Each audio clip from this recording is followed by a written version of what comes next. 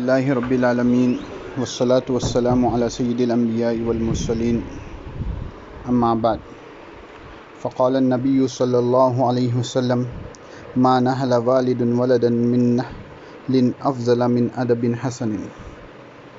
محترم حضرات، اللہ کے رسول صلی اللہ علیہ وسلم نے ارشاد فرمایا کہ اچھے اخلاق، عمدہ اخلاق سے بہترین کوئی عطیہ ایسا نہیں ہے جو باپ نے اپنے بیٹے کو عطا کیا ہو۔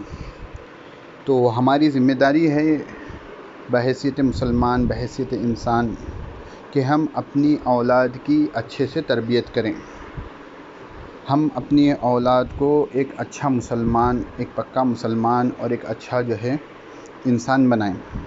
تو سب سے پہلے اپنی اولاد کی تربیت کی فکر ہمیں ہونی چاہیے۔ ہمیں بہت سی افکار گھیرے ہوئے ہوتی ہیں والدین کو، اور بہت سے ہمارے کام ہوتے ہیں، لیکن ان تمام میں سب سے بہترین وقت جو ہم خرچ کریں گے وہ اپنی اولاد کی تربیت کے لیے ہے۔ ہم اپنی اولاد کے پیچھے جو بھی اپنا وقت دیں گے وہ ہمارا وقت ضائع نہیں ہوگا، ہم اپنے وقت کو یوٹیلائز کر رہے ہیں۔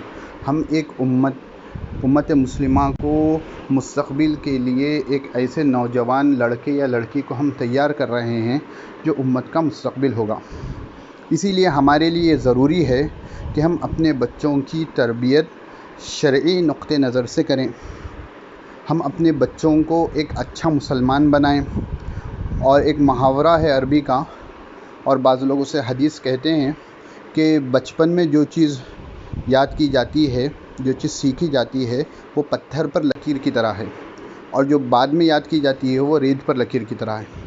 تو ہمیں اپنے بچے کو بچپن ہی سے ایک اچھا شہری، ایک اچھا مسلمان بننے کی اس کی تربیت دینا ہے۔ امام غزالی رحمۃ اللہ علیہ نے فرمایا، وصیت کی کہ بچوں کو قرآن کریم، احادیث و واقعات اور نیک لوگوں کی سیرت و حالات اور نیک لوگوں کی کہانیاں سکھائی اور پڑھائی جائیں۔ تو سب سے پہلے بچوں کو نیک لوگوں کے واقعات، قرآن کریم کی تعلیم دیں، بچوں کو انبیاء علیہ الصلاۃ کے واقعات سکھائیں اور ان کو اچھے اخلاق کی تعلیم دیں۔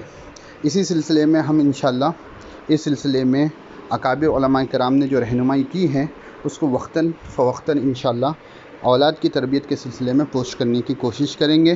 امید ہے اس سے ہمیں آگے کی ایک اچھی نسل تیار کرنے کی طرف رہنمائی ملے گی۔